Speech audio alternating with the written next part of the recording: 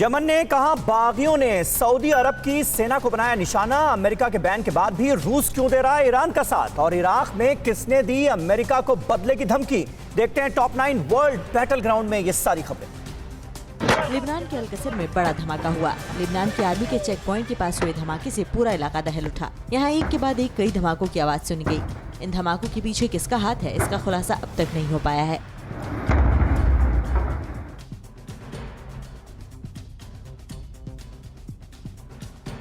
दक्षिण यमन के सुकरा इलाके में सऊदी अरब की सेना की बेस को निशाना बनाया गया।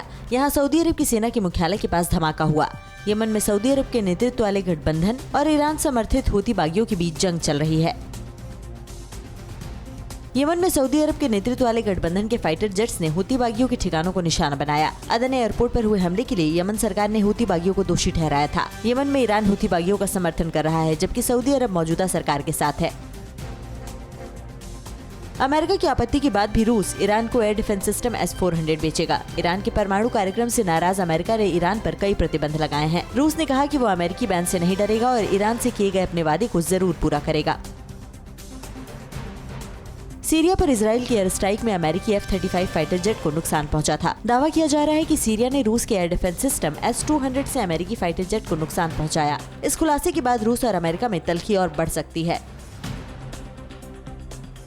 जर्मनी ने मिडिल ईस्ट के देशों को $1.1 बिलियन के हथियार बेचने के प्रस्ताव को मंजूरी दे दी है। जिन देशों को ये हथियार बेचे जाने हैं उनमें Yemen, Libya, Qatar, UAE, Kuwait और तुर्की शामिल हैं। यमन और लीबिया जैसे देश गृह युद्ध से जूझ रहे हैं। ऐसे समय में इन देशों को हथियार बेचने के फैसले पर जर्मनी की आलोचना हो रही है। अफ्रीकी देश नाइजर में आतंकियों ने 2 गाँवों पर हमला कर 100 से ज्यादा लोगों की हत्या कर दी। ये हमला उस वक्त हुआ जब नाइजर में राष्ट्रपति चुनाव के पहले चरण के नतीजे सामने आए। इस आतंकी हमले में 20 से ज्यादा लोग घायल हुए हैं।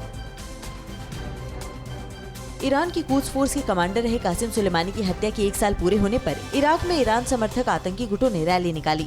रैली में शामिल आतंकी लड़ाकों ने अमेरिका के खिलाफ नारेबाजी की और कासिम सुलेमानी की हत्या का बदला लेने की धमकी दी। 3 जनवरी 2020 को अमेरिका ने ड्रोन हमले में कासिम सुलेमानी को मार गिराया था।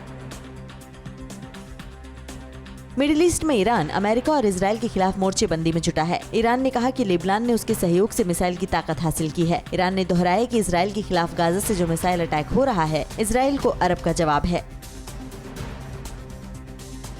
अड़ी सोमवार से शुक्रवार शाम 6 बजे सिर्फ TV9 भारतवर्ष पर।